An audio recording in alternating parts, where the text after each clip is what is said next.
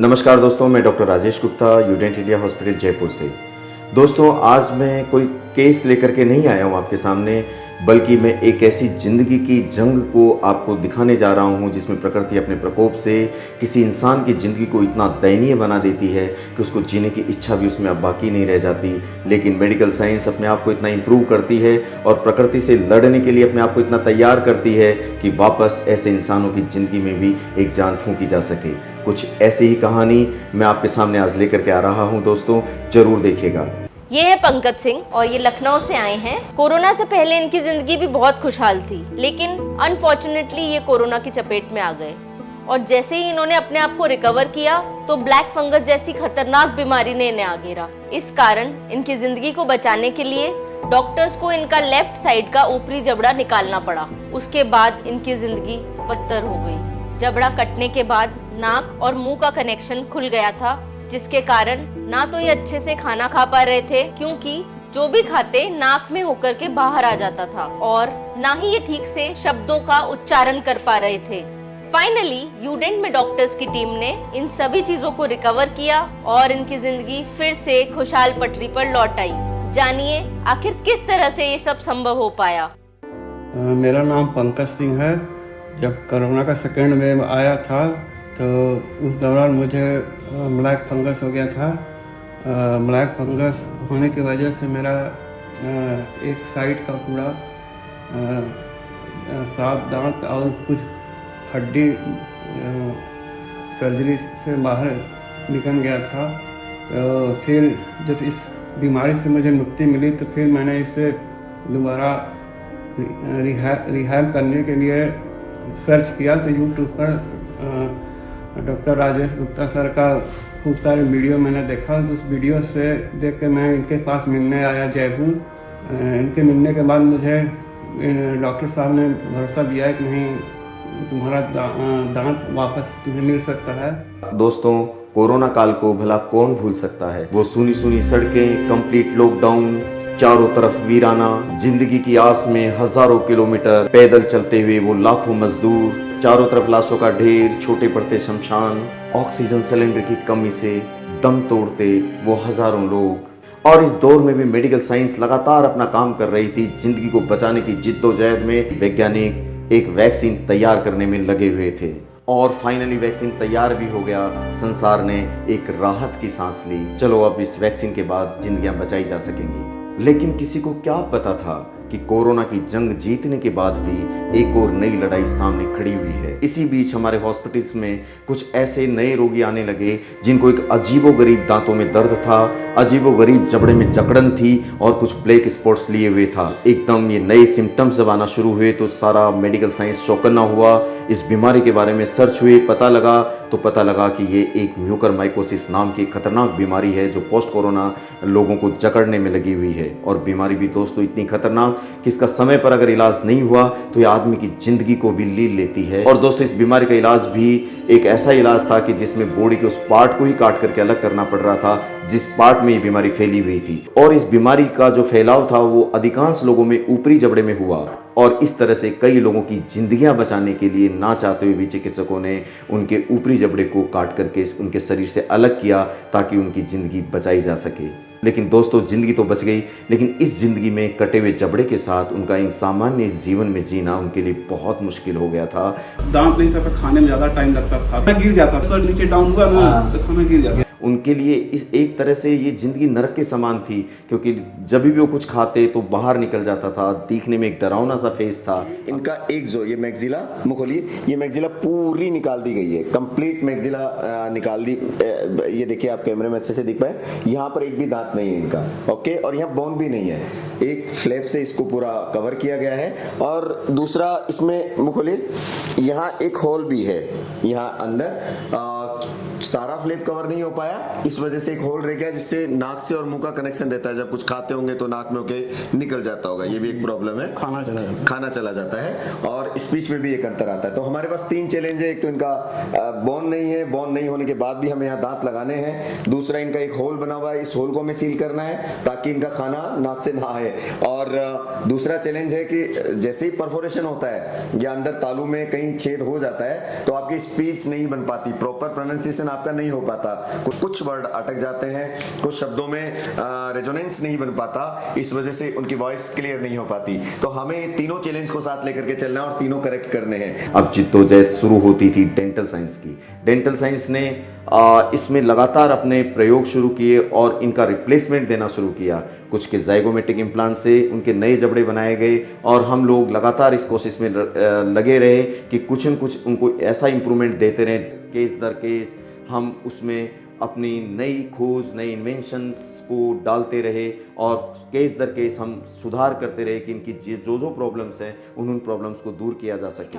Mucormycosis की surgery में जबड़े का रिसेक्शन किया जाता है। उसी वजह से उन्हें दांत लगाने में समस्या हो जाती है क्योंकि जबड़े की हड्डी बचती नहीं है। लेकिन दोस्तों, डेंटल साइंस अब बहुत डेवलप हो चुकी है और ऐसे केसेस में अब हम नए दांत भी लगा सकते हैं। हमारे यहाँ इधर ज़ाइगोमेटिक बोन होती है जो कि म्यूकोरमाइकोसिस में नहीं निकलती है, तो हम इसी का यूज करके यहाँ पर इम्प्लांट लगा के और नए दांत लगा देते हैं।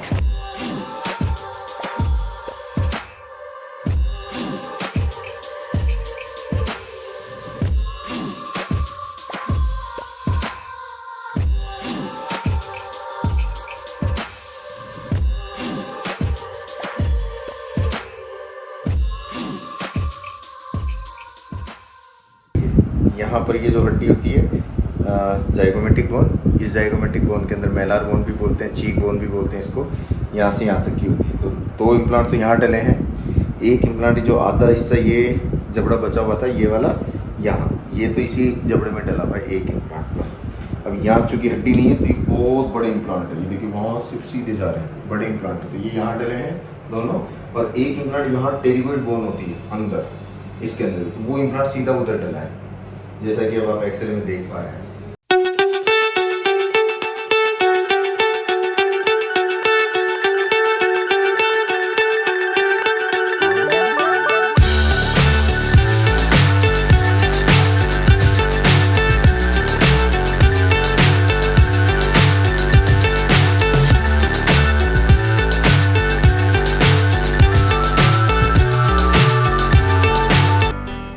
हम लास्ट तक तो सारी प्रॉब्लम्स दूर कर चुके थे, लेकिन एक प्रॉब्लम में बड़ी दिक्कत आ रही थी कि कहीं न कहीं एयर लीकेज आ रहा था। हमने जबड़ा भी बना दिया, इम्प्लांट भी लगा दिए, उनका फंक्शनल खाना भी शुरू करा, लेकिन कुछ केसेस ऐसे थे कि जिसमें एयर का नाक और तालू से एयर आर पार जा रही थी। तो इस तरह से एयर का कंप्लीट एयर को रोकने के लिए अभी हमें और कुछ काम करना था। दोस्तों, ये उसी केस पर आधारित है कहानी कि जिसमें हमने आखिरकार वो नया इन्वेंशन भी ईजाद कर दिया जिसमें उन जबड़े को, जो आर्टिफिशियल जबड़ा लगाया जा रहा है, वो बिल्कुल नेचुरल लुक देता है। फंक्शनली भी उसको एकदम एक्यूरेट बना दिया ताकि वो अगर मुंह में कुछ भी खाएं या सांस भी लें या स्पीच है वो उनकी बिल्कुल ठीक रहे और कोई भी हवा जो ऊपरी जबड़े से नाक से होकर के जो आर पार हो रही थी उसको बिल्कुल बंद कर दिया। और इस तरीके की केस की हिस्ट्री ही मैं आपके सामने शो करने जा रहा हूँ।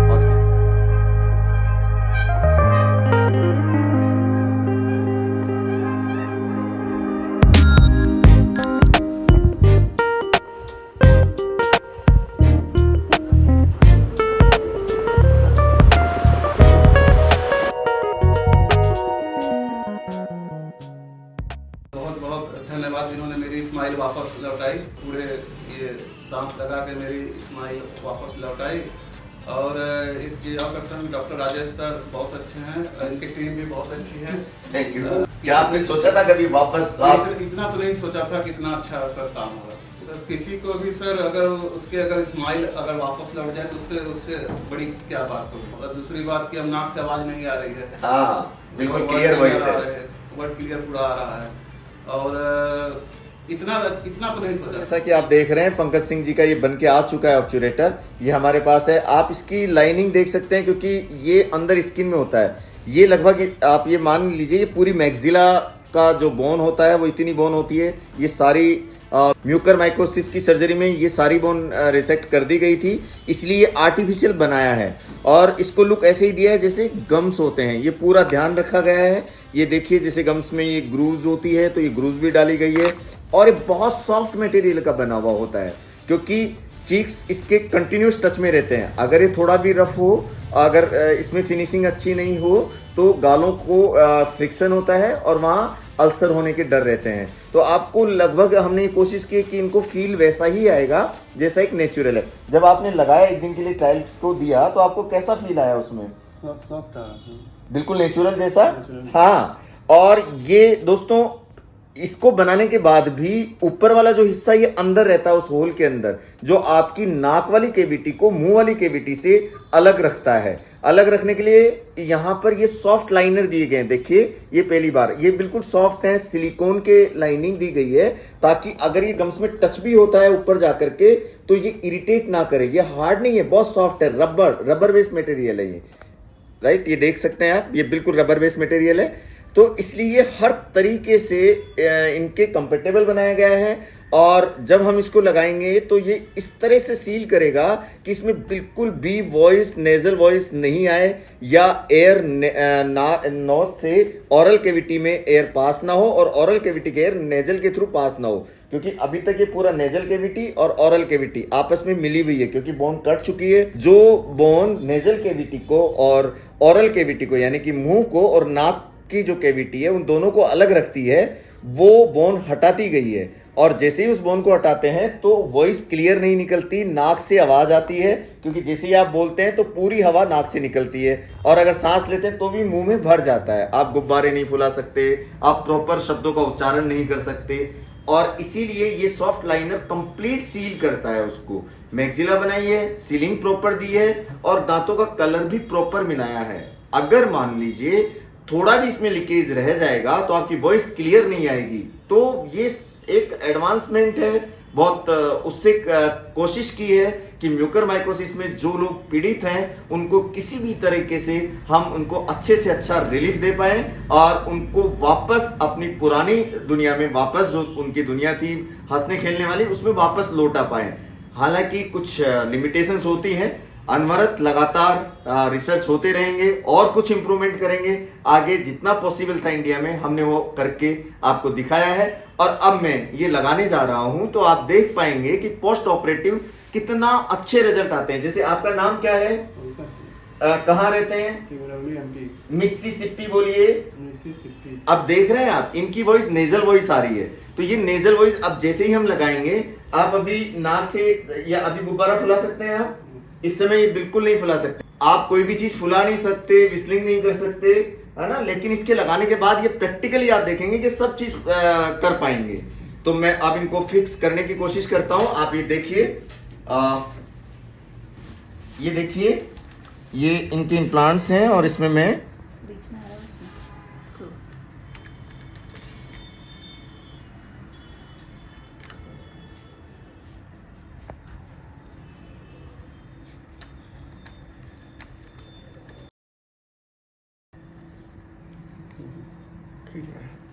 ये देखिए, अब आप देख रहे हैं मैंने इसको फिट कर दिया है।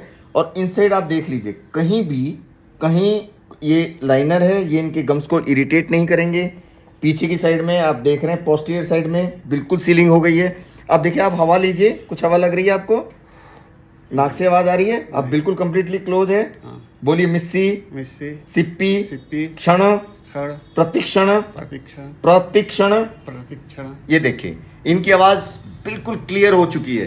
जो पहले नाक से आवाज आती थी, हवा बाहर निकलती थी, सब बंद हो गए हैं। तो खाली प्रोस्थेसिस लगाना ही नहीं, पूरा ध्यान रखा जाता है कि किस तरह से इनकी शेप देनी है, किस तरह से इनको ऊपर जो हड्डी है उसको सील करना है, नेजल कैविटी को ओरल कैविटी से सेपरेट करना है। ये देखिए, अब अभी आप देख रहे हैं गम्स पूरे, कहीं आपको इरिटेट कर रहा है किसी जगह? नहीं। ये देखिए, पूरा बहुत सॉफ्ट टिश्यूज हैं। बंद करिए, आप ये देख लीजिए, ऑक्लूजन देख लीजिए इनका कितना क्लियर ऑक्लूजन है। खोलो, बंद करो। तो आप ये देखिए कितना कलर मैच किया हुआ है पूरी तरह। इनके ये सॉफ्ट टिश्यू की तरह इनको अपीयरेंस दी गई है। इनकी शेप भी बिल्कुल उसी तरीके से है और ये बिल्कुल इरिटेट नहीं कर रहे क्योंकि बहुत सॉफ्ट और स्मूथ है। आप देखिए बिल्कुल, है ना, क्योंकि इसमें रबर बेस्ड मटेरियल्स का यूज किया गया है लास्ट में। और इससे एक फायदा हो रहा है, इसका वेट बहुत कम है तो इम्प्लांट पर बहुत ज्यादा प्रेशर नहीं लगता और बहुत अच्छे से खाना चबा सकते हैं। बिल्कुल एकदम नेचुरल फील आता है। और इसकी वजह से ये इस तरह सील किया गया है, इसको silicon, rubber based silicon material से इस तरह से सील किया गया है कि ओरल कैविटी का, नेजल कैविटी से एयर का किसी भी तरीके से सर्कुलेट ना हो ओरल कैविटी के अंदर से, ताकि इनकी स्पीच, प्रोनाउंसिएशन सब कुछ क्लियर आए, राइट। बंद करिए। कैसा फील आ रहा है आपको? इतना तो नहीं सोचा था कि इतना अच्छा सर काम होगा। आप दिखाइए सामने, जरा एक बार मुस्कुरा के बोल दीजिए, यूडेंट है तो स्माइल है। यूडेंट है तो स्माइल है। हालांकि देखने में ये केस बहुत मुश्किल लगता है ना आपको, लेकिन ऐसा नहीं है। अगर आप पूरी शिद्दत से काम करते हैं, सब चीज़ों को ध्यान रखते हैं, तो कोई भी केस मुश्किल नहीं होता। हम लोगों ने इनका एक एक चीज़ का ध्यान रखा। आप देख रहे हैं कि इनके अंदर होल बन चुका था और हमारे लिए बड़ी एक प्रॉब्लम थी, बड़ा एक चैलेंज था जिसको हमें फेस करना था। इस तरह से हमें बनाना था कि कोई भी एयर, अगर आप सांस ले रहे हैं तो नाक की एयर मुंह में ना जाए, और अगर आप खाना खा रहे हैं तो या कोई भी मुंह से बात कर रहे हैं, स्पीच कर रहे हैं, तो स्पीच करते तो कोई भी एयर नाक से ना निकले। कई बार आपने देखा होगा, अगर नाक और तालू की हड्डी अगर नहीं होती है तो ऐसा लगता है कि पेशेंट नाक से बोल रहा है या पेशेंट मुंह से बोल रहा है, और उसके प्रोनाउंसिएशन में बहुत दिक्कत आती है, आपको समझने में बहुत दिक्कत आती है। तो हमारे लिए दोनों चैलेंज थे, और एक बहुत ही फैंटेस्टिक चैलेंज तो एक अलग था। पेशेंट ने मुझसे कहा कि सर मैं गुब्बारा नहीं फुला सकता। मेरी बेटी ने कई बार मुझसे कहा, उसके बर्थडे पे कहा, क्योंकि रिसेंटली कुछ दिन पहले इनकी बेटी का बर्थडे गया है, तो बच्चों की जिद होती है, पापा प्लीज़ मेरे लिए गुब्बारा फुलाओ। तो ये बड़े मजबूर थे, क्योंकि रियली में ये बैलून नहीं फुला पा रहे थे। छोटी बेटी जो मेरी मतलब 4 साल की मेरी लड़की है, वो मेरे को बार बार बैलून फुलाने के लिए कहती है, भाई छोटे बच्चे बैलून नहीं फुलाते हैं ना। अब मैं उसको कितना बार मतलब बोला हूँ, सर ये बैलून मैं नहीं फुलाऊंगा, जाओ मम्मी से फुलवाओ अपने। अब वो उसको समझ नहीं आता था कि मैं ऐसा क्या बोल रहा हूँ, मना कर रहा हूँ। उसको थोड़ी पता था ये चीज़ क्या है, मैं उसको कैसे समझाऊँ। और ये इन्होंने अपने वर्जन में ये बताया भी है। आप देख पा रहे हैं कि देखिए पूरी तरह बैलून भी फुला रहे हैं, और बैलून तभी फुला सकता है जब पूरा ऑरल कैविटी और नेजल कैविटी का पूरा आइसोलेशन हो। अगर थोड़ा भी अगर एयर लीकेज हो रहा है तो आप बैलून वगैरह नहीं फुला सकते, क्योंकि वो एयर पूरी उतना प्रेशर नहीं लग पाता, आउटर आउटकम जो प्रेशर होता है वो नहीं लग पाएगा, और इसलिए एयर पूरी तरह बाहर नहीं आ पाएगी और आपका बैलून नहीं फूल पाएगा। तो ये बहुत छोटी छोटी चीज़ें हैं जिनको बड़ा ध्यान रखना था, और ये चैलेंज आज से नहीं। हम लोग, आपको मैंने पहले भी एक वीडियो दिया था म्यूकरमाइकोसिस का, जिसमें मैंने केस किया था, लेकिन चूंकि चैलेंज काफ़ी थे, केस दर केस हम भी समझ पा रहे थे कि क्या क्या इंप्रूवमेंट हमें करना है, लेकिन हम वहीं तक नहीं रुके। हम हर चैलेंज को, हर चीज़ को बड़ी बारीकी से देख रहे थे। केस दर केस हम सुधार करते जा रहे थे कि कहीं कोई चीज़, आज इस केस में ये कमी आई है तो नेक्स्ट केस में हम इस कमी को कैसे सुधार पाएं, और उस पर हम लगातार काम करते थे। मैं और मेरी टीम लगातार इसी चीज़ों पर रहती थी कि कहीं पर कोई इस तरह का कोई आविष्कार हुआ हो या कहीं पर कोई पेपर प्रेजेंट हुआ हो, तो इन सब चीज़ों को ध्यान में रखते थे। और फाइनली हमने इस केस में भी आपने देखा कि हमने एक सिलिकॉन लगाया, क्योंकि सिलिकॉन एक मोस्ट कॉमन यूज मटेरियल था, जो एक प्लास्टिक साइज मटेरियल होता है और वो कंप्रेस हो जाता है, वो टिश्यू को इंजर्ड नहीं करता। और हमने वो मटेरियल यूज किया, पहले आउटर यूज किया। पेशेंट को हम तभी लगाते हैं जब हम खुद कंफर्म होते हैं, उसका पूरा रिसर्च कर लेते हैं। हमने आउटर लगाया, लेकिन कोई उसकी कॉम्प्लिकेशन नहीं थी, कोई ऐसी कोई दिक्कत नहीं आई। हमने कुछ दिन तक पेशेंट के मुंह में लगा कर भी देखा, कोई ऐसी प्रॉब्लम नहीं थी। फाइनली हमने वो डेंचर तैयार किया विद सिलिकॉन, और हमें वैक्यूम मिल गया। और हमने इमीडिएट, हमने जब उनसे कहा कि आप बैलून फुलाइए, तो बहुत खुश हुए। तो दोस्तों, अगर आप शिद्दत से काम करते हो, पेशेंट के लिए काम करते हो और पूरे मन से काम करते हो, तो हर चीज़ पॉसिबल है। इसी तरह देखते रहिए, फिर किसी नई केस के साथ मैं फिर आपके सामने आऊँगा। थैंक यू वेरी मच, मेरी टीम की तरफ से और यूडेंट की तरफ से आप सभी को बहुत बहुत धन्यवाद, और अपना ध्यान रखिए, खुश रहिए। और यही चीज़ मैं आपको दिखाने जा रहा हूँ कि किस तरह ज़िंदगी अपने आप को चेंज करती है और फिर वापस रिवाइव होती है और फिर जीने की वापस नई तमन्ना जागती है। इसीलिए मेडिकल साइंस लगातार इंसानों को बचाने में जुटी हुई है। इसीलिए सैल्यूट करता हूँ मैं मेडिकल साइंस को और डॉक्टर्स को।